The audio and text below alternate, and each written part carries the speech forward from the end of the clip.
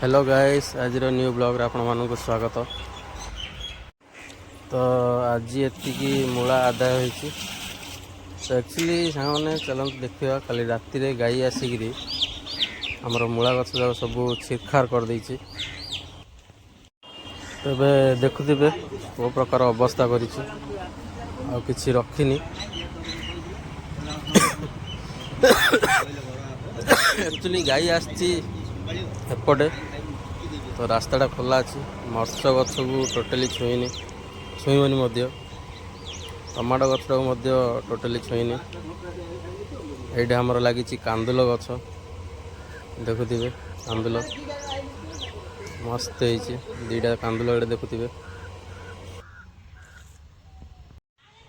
कुल्लू आगा ठंडा लगुच आज आ काम जीवनी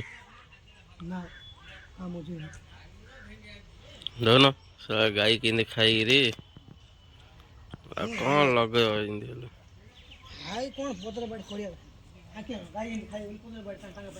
केते जाग्रत लगाई ए सब देखिक बहुत आज मन दुख आम समस्त खाली पियाज शाग जगह बंचला है।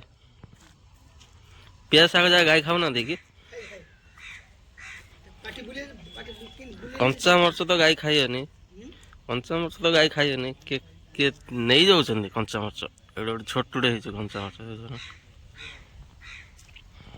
रकी रकी जड़ा अरे काली गाई आसी पशिगला तुम मैंने किसी कर पार्लानी।